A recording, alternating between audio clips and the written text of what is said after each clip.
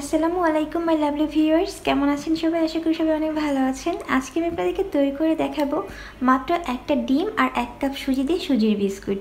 এটা খেতে কিন্তু অসম্ভব মজা, আর এটা মাত্র 10 মিনিটেই আপনি তৈরি করে ফেলতে পারবেন। খুব কম সময়ে অনেক মজার একটা বিস্কুট তৈরি করা যায়।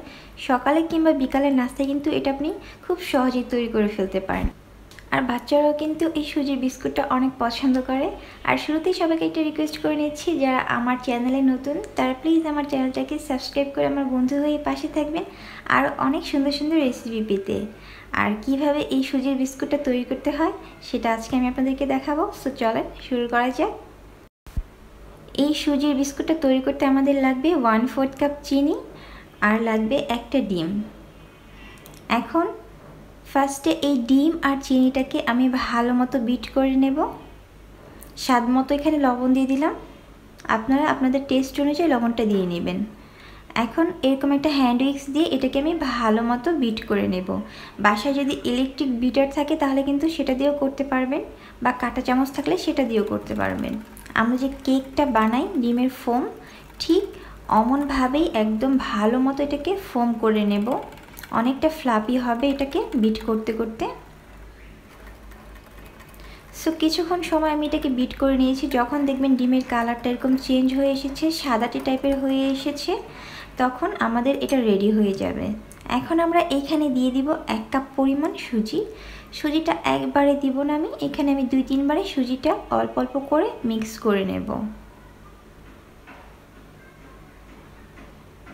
সুজিটা আমি একটু একটু করে মিক্স করে নিচ্ছি। অনেক সময় দেখা যায় যে সুজিটা কিন্তু দলা পাকিয়ে থাকে, সেই জন্য আমি এটা একবারে না দিয়ে 3 বারে দিয়ে তারপর এটাকে মিক্স করে নিচ্ছি।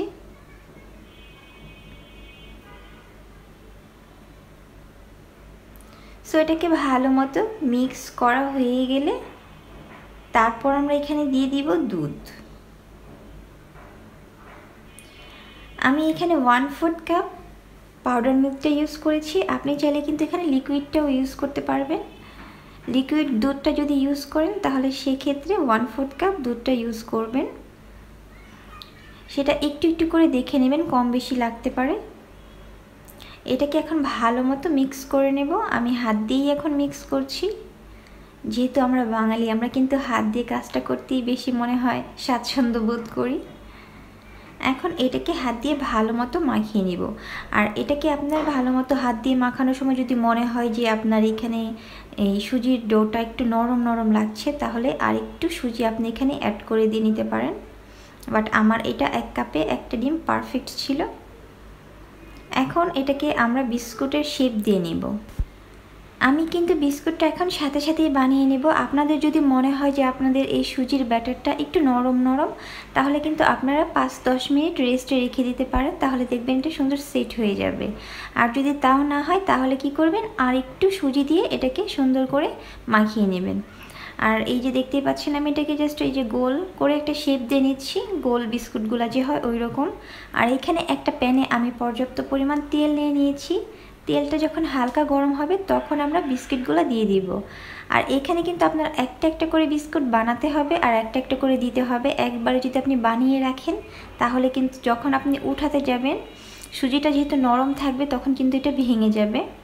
সো একটা একটা করে বানাবেন আর তেলের মধ্যে ছেড়ে দিবেন। আর তেলটা কিন্তু অবশ্যই হালকা গরম হতে হবে। বেশি গরম অবস্থায় যদি আপনি এই বিস্কুটটা দেন তাহলে কিন্তু এটা উপর থেকে পুড়ে যাবে। একদম হালকা আছে এটাকে এপিট ওপিট করে ভেজে নিতে হবে, কারণ এটার তাপ যদি আপনি বেশি দেন তাহলে কিন্তু এটা হবে কি, ওপর থেকে কালারটা ঠিকই আসবে বাট ভেতরে না কাঁচা থাকবে, খেতে কিন্তু একটুও ভালো লাগবে না। সো একটু গ্যাসের আঁচটা কমিয়ে দিয়ে এই পিঠাগুলো বানিয়ে নেবেন, তাহলে সুন্দর একটা কালারও আসবে আর খেতেও ভালো লাগবে। সো এইভাবে আমি সবগুলা পিঠা বানিয়ে নেব। আর পিঠাগুলা কিন্তু একটা একটা করে, আমি আবারও বলছি, একটা একটা বানাবেন আর তেলের মধ্যে ছেড়ে দেবেন। আর এই পিঠাগুলো দেখতেও কিন্তু অনেক সুন্দর হয় আর খেতেও অসম্ভব মজা। গরম গরম তো এই সুজির বিস্কুটটা খেতে অনেক মজা লাগে। আর এটা কিন্তু আপনি 10-12 দিন পর্যন্ত সংরক্ষণ করতে পারবেন, কোনো একটা বক্সে ভরে রেখে দিলেই হয়ে যাবে। এটা কিন্তু ভালো থাকবে 1 সপ্তাহেরও বেশি। সো এই ছিল আমার আজকের খুবই ঝটপটে মজাদার একটা সুজির বিস্কুটের রেসিপি। কেমন লাগলো সবাই কমেন্টসে কিন্তু অবশ্যই জানাবেন, আর প্লিজ ভালো লাগলে সবাই একটা লাইক দিবেন।